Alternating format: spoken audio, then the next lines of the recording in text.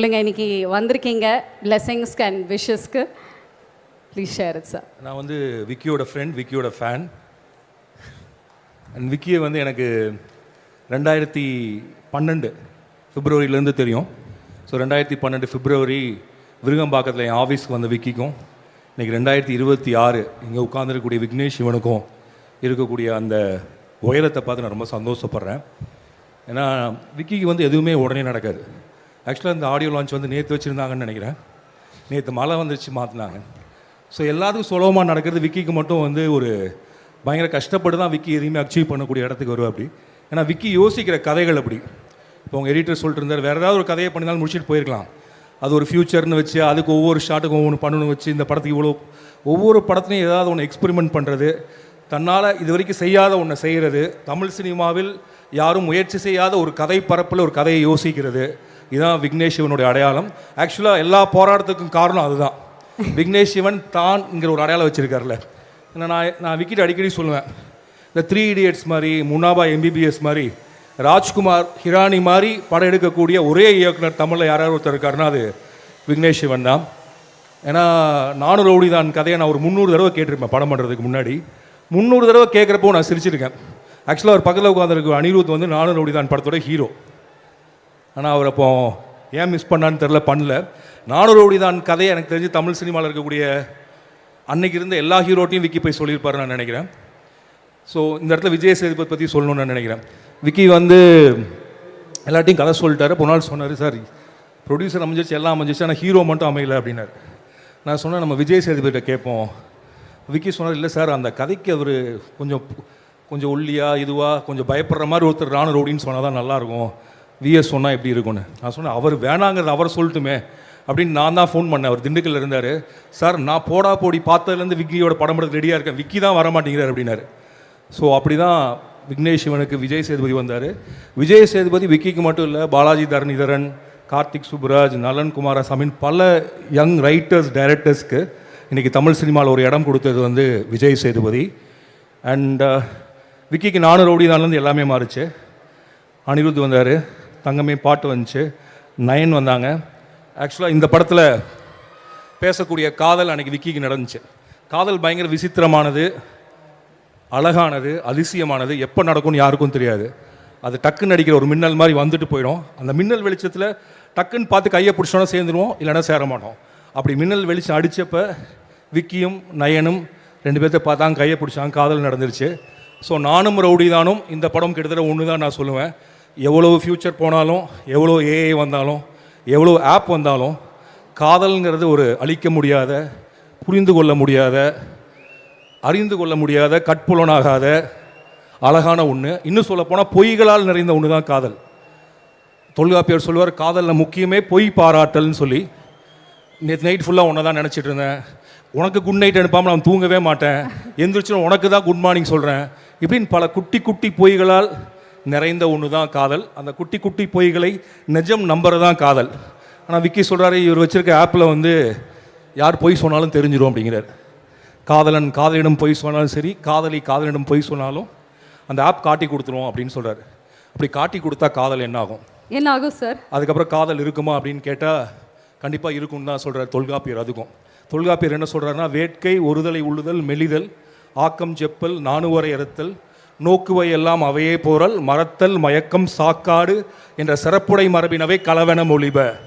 அப்படின்னா என்ன சொல்கிறாருன்னா, வேட்கைனா ஒரு ஆணுக்கும் சரி ஒரு பெண்ணுக்கும் சரி இன்னொரு ஆண் மேலேயோ பெண் மேலேயோ வரக்கூடிய அந்த காதல் உற்சாகம், அது வேட்கை. வந்ததுக்கப்புறம் அந்த எதிர்த்தாப்படி நம்மளை பிடிக்குதோ பிடிக்கலையோ அவங்களே நினச்சிட்டே இருப்போம், அதான் ஒருதலை உள்ளுதல். அப்படி நினச்சி உடம்பு மனசு எல்லாம் மெலிஞ்சு போகும், அதான் மெலிதல். அதுக்கப்புறம் தூக்கத்தில் புலம்புவோம், ஆக்கம் செப்பல் நானுவரை இறத்தல். அதுக்கப்புறம் வெக்கம் மானம் சூடு சொரணம் எல்லாம் விட்டு நடுரோட்டில் வந்து நிற்போம். அதுக்கப்புறம் நம்மளே மறந்து மயங்கி செத்து போகக்கூடிய அளவுக்கு சிறப்புடையது காதல் அப்படின்னு சொல்கிறார் தொல்காப்பியர். கிட்டத்தட்ட அது 2050 இருந்தாலும் சரி, 2100க்கு போனாலும் சரி, காதல் அப்படியே தான் இருக்கும், அந்த சிறப்போடு தான் இருக்கும். ஸோ ஏன்னா இன்றைக்கி வந்து ஃபியூச்சரிஸ்டிக்கானதுன்னு பார்க்குறப்ப நம்ம ஆப் பற்றி பேசுகிறோம். ஆக்சுவலாக இன்றைக்கி வந்து இப்போ உங்களை பற்றி ஏதாவது சொல்லணும்னா முன்னாடி விக்கிபீடியாவில் தேடுவோம், இல்லை ஒரு ப்ரொஃபைலில் தேடுவோம். இப்போ வந்து ஒரு ஆப்கிட்ட கேட்டால், ChatGPT கேட்டால் அது வந்து தகவலை சொல்கிறதில்ல, உங்களை பற்றி ஒரு வெர்டிக்டே கொடுக்குது. நீங்கள் யாருங்கிற தீர்ப்பே அது கொடுக்குது. இனிமேல் நம்ம பிராண்டிங் பண்ணணுன்னா நம்ம வந்து வேறு யார்ட்டையும் சொல்ல வேண்டியதில்லை. ஆப்புக்கு நம்மளை பற்றி என்னெல்லாம் சொல்லணும்னு சொன்னால் மட்டும்தான் நம்மளை பற்றி ஒப்பீனியன் வரும். எப்படி வாட்ஸ்அப்பை நம்ம நம்பிட்டு இருந்தோமோ இப்போ எல்லாரும் ஆப்பை நம்ப ஆரம்பிச்சிருக்காங்க. ஸோ உலகம் வந்து யோசிச்சு பார்த்தா ரொம்ப காம்ப்ளிகேட்டடாக மாறிட்டு இருக்கு.